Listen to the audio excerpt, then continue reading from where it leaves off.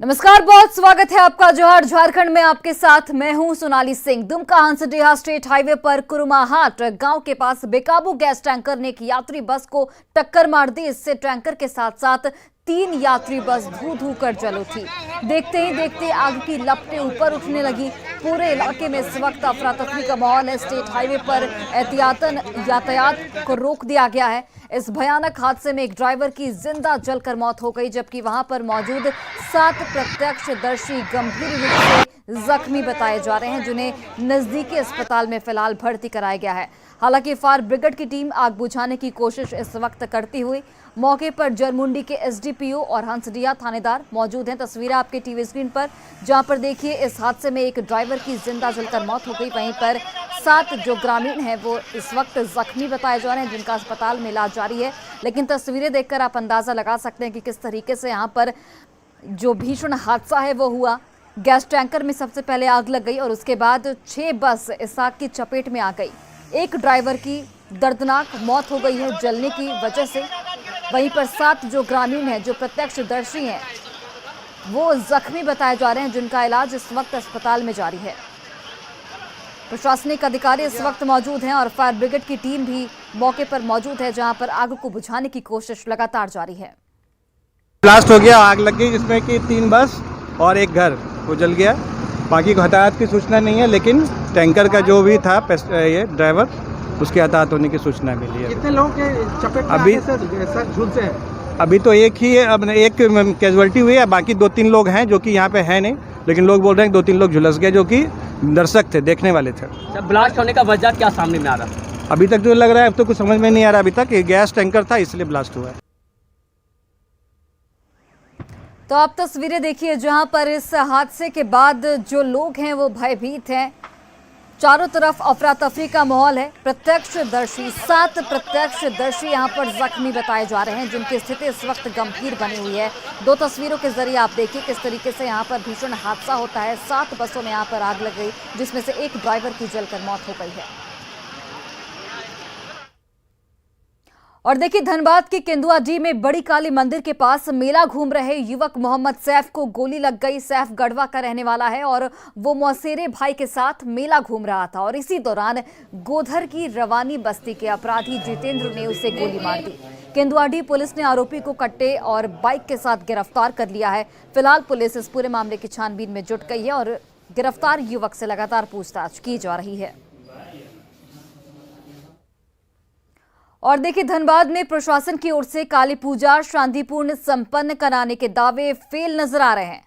कल रात सुदामडी थाना क्षेत्र के लोको बाजार ईदगाह मोहल्ले में विसर्जन के दौरान हिंदू और मुस्लिम समुदाय में झड़प हो गई और इस दौरान दोनों ओर से पत्थरबाजी हुई, जिसमें 6 से अधिक लोग जख्मी हो गए हैं। इस दौरान पूरा इलाका रणक्षेत्र में तब्दील हो गया। वहीं कई घरों के एस्बेस्टस पत्थर लगने से क्षतिग्रस्त हो गए। इस झड़प की जानकारी मिलते ही कई थानों की पुलिस मौके पर पहुंची और हालात संभालने में जुटी रही।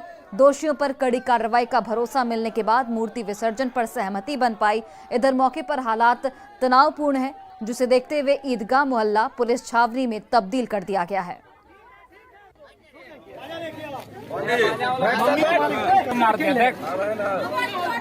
देख मेरा भाई को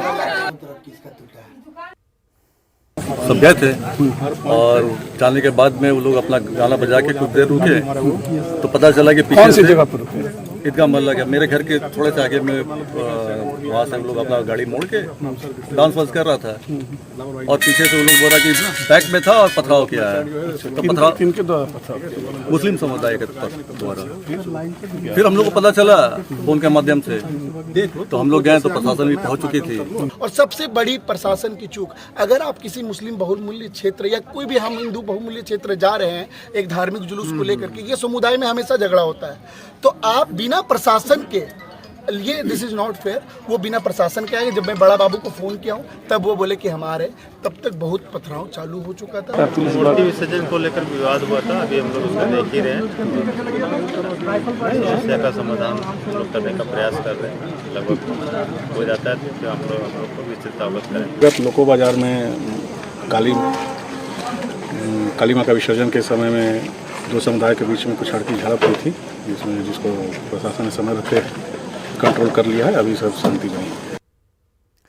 और झारखंड के राज्यपाल रमेश बैस ने एक बड़ा बयान दिया है। राज्यपाल ने कहा कि दिल्ली में पटाखा बैन है लेकिन झारखंड में नहीं। उन्होंने ये भी कहा कि झारखंड में एकाध एटम बम फट सकता है। इसी के साथ उन्होंने कहा कि मुख्यमंत्री हेमंत सोरेन की सदस्यता के मामले में निर्वाचन आयोग से उन्होंने सेकंड ओपिनियन की मांग की है और इसके मिलते ही वह फैसला लेने के लिए स्वतंत्र हैं और ये उनका विशेषाधिकार भी है। राज्यपाल ने यह भी कहा कि मंतव्य मिलने के बाद गवर्नर बाध्य नहीं है कि कब ऑर्डर जारी किया जाए।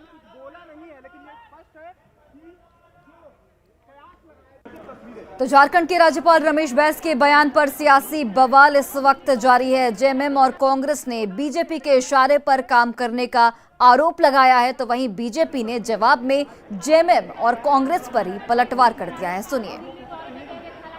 एक उचित समय की तलाश में ये लोग हैं। ये लोग अस्थिर करना चाहते हैं झारखंड को, झारखंड की सियासत को, लेकिन ये अपने मंसूबे में सफल नहीं होंगे। किसके रिमोट, किसके निर्देश का इंतजार है राज्यपाल महोदय को, मैं तो नहीं बता पाऊंगा, लेकिन झारखंड की जनता अब ये आश्वस्त हो गई है कि केंद्र के इशारे पर और एक टूल की तरह काम करने वाली जो संस्थाएं हैं तमाम, वो किसी न किसी के निर्देश का इंतजार कर रही हैं। जो भी चीजें हो रही हैं वो केंद्र सरकार के रिमोट के द्वारा हो रही हैं। संवैधानिक पद पे बैठे हुए लोगों को बहुत ही अच्छे तरीके से, बहुत ही सोच समझकर कदम उठाने चाहिए और अगर किसी तरह का भी कोई फैसला आता है तो उस फैसले का सामना करने के लिए सरकार तैयार है। माननीय राज्यपाल ने संवैधानिक बाध्यता नहीं होने के बावजूद भी दोबारा ओपिनियन के लिए भेजकर एक अनुकरणीय उदाहरण पेश किया है और झामुमो के उन तमाम नेताओं को जिन्होंने इनके बारे में गलत बयानी की थी, मुझे लगता है माफी मांगना चाहिए। और चलिए अब बात करते हैं महापर्व छठ की महातैयारी की।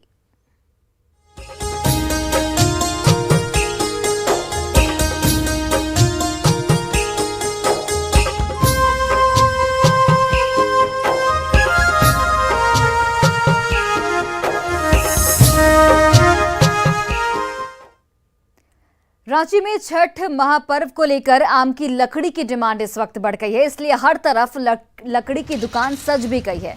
इस बार आम की लकड़ी का भाव प्रति किलो 20 रुपए है। इस बारे में ज्यादा जानकारी दे रहे हैं हमारे सहयोगी अविनाश कुमार। छठ पर्व को लेकर अब बाजार में आम की लकड़ियां आनी शुरू हो गई हैं। इस वक्त जहां मैं खड़ा हूं, अगर आप पीछे तक देखें, जहां तक जाए आपकी नज़र, आपको सिर्फ आम की लकड़ी ही नज़र आएगी। लकड़ी के अलग अलग भाग किए गए हैं, अलग अलग बोझे बनाए गए हैं और हर बोझे का अलग अलग दर भी निर्धारित है। जहां भी देखें, छोटी लकड़ियों से लेकर अगर बड़ी गांठ की लकड़ियों की भी अगर आप बात करें तो अब बाजार में ये आ चुकी हैं और लोग अब इसके खरीदारी के लिए पहुंचने शुरू हो जाएंगे, क्योंकि आपको पता है कि छठ पर्व में ये ज़रूरी हो जाता है कि आपको जो भी प्रसाद बनेंगे वो आम की लकड़ी पर ही तैयार किए जाते हैं। ये दीदी सब आपका है, इस बार कैसा है रेट? रेट है 20 रुपया किलो। और अगर हम ज़्यादा लें तब? वो भी वही है, 700 रुपये दे के फड़ुआते हैं। ऐसे 30-25, लेकिन 20 में ये त्यौहार में, और बाद में 25 भी हो जाता है। 25 भी हो जाता है। अच्छा, तो छठ पूजा है तो थोड़ा 5 रुपए कम भी कर देते हैं। हाँ ना, 20 कर दिए हैं, 30 बेचते हैं इसे। ऐसे 30 बेचते हैं। हाँ। अच्छा, ये कैसे आप लोग इसकी तैयारी करते हैं, क्योंकि इतना मात्रा में अभी खपत होता है, तो तैयारी आप कैसे करते हैं? हम लोग डायरेक्ट पेड़ खरीदते हैं, उसी को काट के पेड़ ही खरीद लेते हैं? हाँ, जो सूखे हुए पेड़ है। हाँ, किसी को घर बनवाना हो तो बाउंड्री उंड्री तो काटना पड़ता है, तो बेच देते हैं, तो वही ले लेते हैं, उसी को फड़वा के सुखाने दे देते हैं, ठीक है, फिर वही बेचते हैं। तो इस बार तो बारिश बहुत लेट तक हुई है, तो बहुत दिक्कत, पहले से तैयारी कर रहे थे? पूरा 12 महीना बिकता है। 12 महीने? जैसे जैसे आज से घंटा बढ़ेगा, क्योंकि कल अगर आप देखें तो नहाए खाए होना है, उसके बाद खरना है, उसके बाद प्रसाद बनने की तैयारी होगी। और छठ पर्व में आपको पता है कि बगैर आम की लकड़ी के ये संभव नहीं है, इसलिए बाजार में अब आम की लकड़ी आ गई हैं। 20 रुपये केजी आपको खरीदनी है। आप तैयार हो जाइए, क्योंकि जिनके घर में भी छठ पर्व हो रहा है उनको यहाँ तक इस बाज़ार में पहुँचना होगा और बाज़ार में अब जो लकड़ियाँ आई हैं वो 20 रुपये केजी के हिसाब से आप खरीद सकेंगे। न्यूज़ 18 के लिए अविनाश कुमार, रांची। और छठ पूजा में महाप्रसाद के रूप में गागर नींबू की मान्यता होती है। बिहार के समस्तीपुर से रांची लाए गए इस नींबू की मांग सबसे ज्यादा छठ पूजा के समय होती है। एक खरीदार अपने अर्घ के हिसाब से गागर नींबू की खरीद करता है। इस साल छठ पर्व की शुरुआत 28 अक्टूबर से हो रही है, जो कि 31 अक्टूबर को उगते सूर्य को अर्घ देने के साथ संपन्न हो जाएगी। थोक मार्केट के नाम से जाने जाने वाले अपर बाजार में छठ पर्व की खरीदारी जो है वो शुरू हो गई है। सामने तस्वीरों में आप देखेंगे महाप्रसाद के नाम से जाने जाने वाले गागर नींबू की जो बिक्री है वो काफी तेजी से है। थोक में पूरा का पूरा स्टॉक यहाँ पे गिराया गया है। पूरी राजधानी रांची यहीं पर उमड़ती है जब बात आती है छठ पूजा में फल खरीदारी की। फल खरीदने लोग यहीं से जुटते हैं। ये सारा जो स्टॉक में नींबू आया है इस बार, थोड़ा पहले आया है, कहाँ से लाते हैं सर? जी समस्तीपुर से हम लोग लेकर के आते हैं। कैसा इस बार क्या अनुमान है बिक्री का? बिक्री वही खुदरा बिक्री है, वही लमसम 70-80 बोरा लाए हैं। 70-80 बोरा लाए हैं। हाँ, बहुत मान्यता है हर साल इस प्रसाद को लेकर। जी। एक बार में कितना लोग खरीद के ले जाते हैं? लगभग 50, 25, 10, 20 इसी तरह लेते हैं, 2-4 कर करके जी। इसका क्या बोलते हैं, क्या क्या नाम है? इसका गागर नींबू नाम है, इसको रामहा बोलिए, डाभा बोलिए जी। ऐसा जी खरीदार सुबह सुबह पहुंच रहे हैं? जी आते हैं। अब हम बेच रहे हैं 50 का जोड़ा, तो लगाते हैं 20 में दे दीजिए भैया जोड़ा। इसी तरह है, बिकेगा, अभी टाइम है। समस्तीपुर से राजधानी रांची में ये गागर नींबू लाया जाता है, जिसको छठ में महाप्रसाद के नाम से जाना जाता है। बता दें कि खरीदारी की आगाज यहाँ पर हो चुकी है। छठ पूजा से पहले खरीदार जो है वो मार्केट पहुंचकर जितनी भी खरीदारी है उसका कर रहे हैं। और अपर बाजार जो है वो थोक मार्केट के लिए ही जाना जाता है। यहाँ से जितनी भी सामग्रियां ली जाती है वो थोक में ली जाती है। रूपाली त्रिपाठी, न्यूज़ 18 रांची। देवघर के शिवगंगा सरोवर में छठ महापर्व पर पवित्र स्नान के लिए बिहार में भी काफी संख्या में श्रद्धालु पहुंच रहे हैं। अभी भी रोजाना हजारों श्रद्धालु शिवगंगा में डुबकी लगा रहे हैं। इसके चलते पूरे शहर में जाम के हालात बने हुए हैं। छठ की तैयारियां शुरू करने से पहले यहां पर स्नान करने का विशेष महत्व होता है। वहाँ से ये नजदीक पड़ता है और यह गंगा के रूप में जाना जाता है, Shiv Ganga.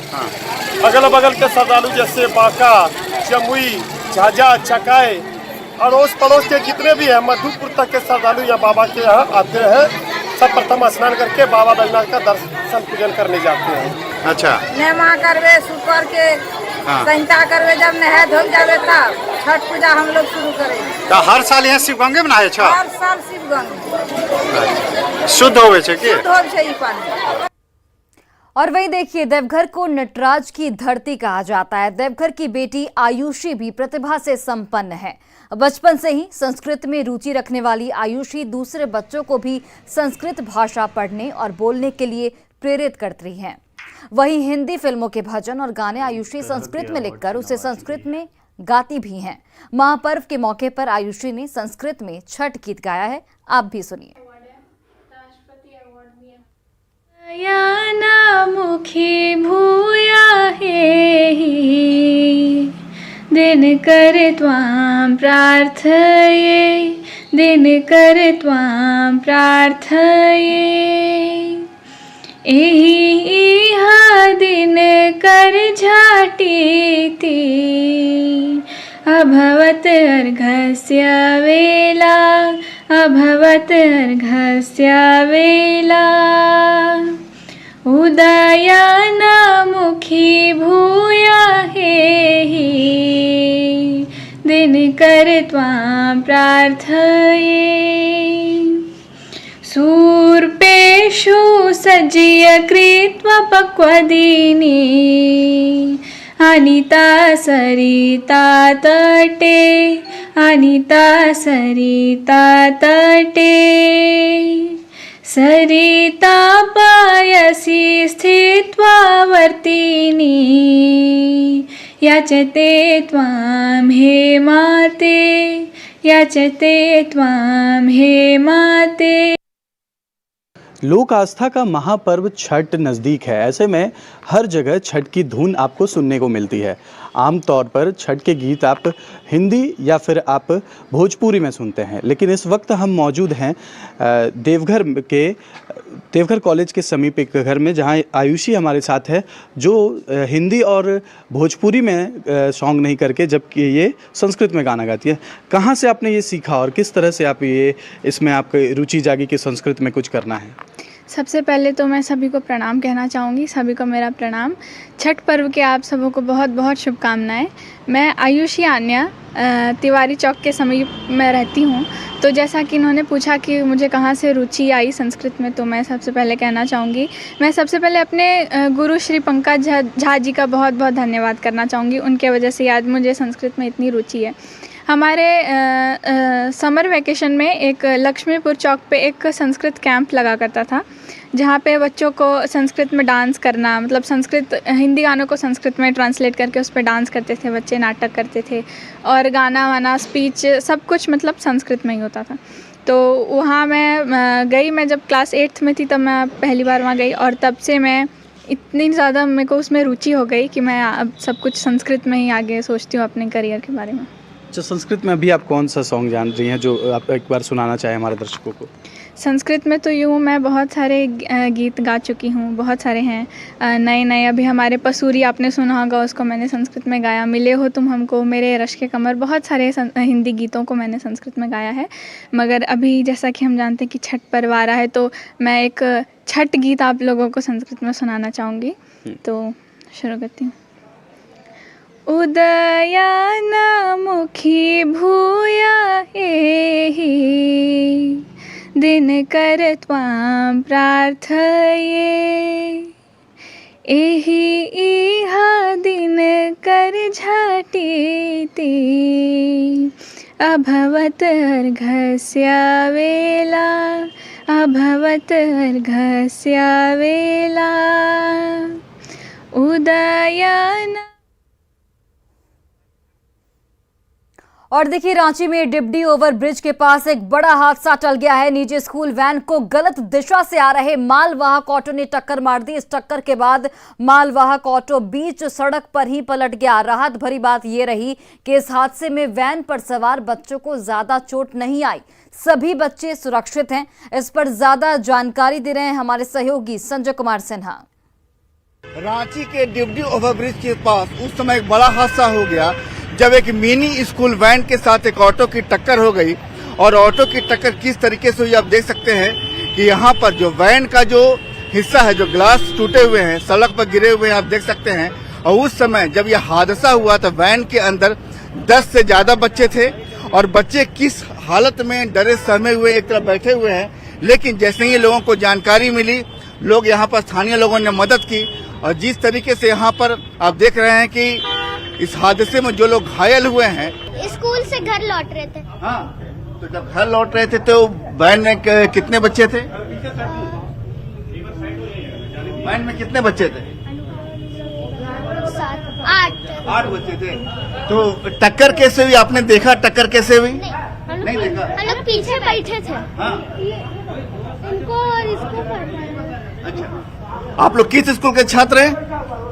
Saint Francis school, saint Francis Harmu, Ranchi. जब आप लोग स्कूल से लौट रहे थे तब यह हादसा हुआ? हाँ। तो एक्सीडेंट कैसे हुआ, कुछ जानकारी है आपको? नहीं, हम लोग जितना भी लड़के हैं ना, उस सब लोग पीछे बैठे थे। हाँ। और क्या किसी ऑटो ने टक्कर मारी, आपने देखा? नहीं, ऑटो ने नहीं, अंकल जैसे हम बढ़ा रहे थे, अचानक से ऑटो आ गए। तो क्या आपका वैन पलट गया था क्या? ना, नहीं, वैन नहीं पलटा। अच्छा, किस बच्चे को चोट लगी? वैन हल्का सा खराब, क्षितिज नाम का एक लड़का है। हाँ, उससे क्या कितनी चोट आई? उसका नाक कट गया। वैन में 8 बच्चे थे और एक बच्चे को होठ के पास, नाक के पास चोट लगी है। बच्चे परेशान हैं, दहशत में हैं। यहाँ भीड़ है। जैसे जैसे यहाँ पर जो है बच्चों के अभिभावक आ रहे हैं और अपने बच्चों को ले जा रहे हैं, लेकिन एक बड़ा सवाल ये जरूर उठता है कि वास्तव में मिनी वैन जो शहर में चल रहे हैं कितनी सुरक्षा के बीच चल रहे हैं और उन पर कोई नजर रख रहा है या नहीं, ये अपने आप में एक बड़ा सवाल है। कैमरामैन संजीव तिवारी के साथ संजय कुमार सिन्हा, न्यूज़ 18 रांची। और चलिए अब देखते हैं झारखंड 2020।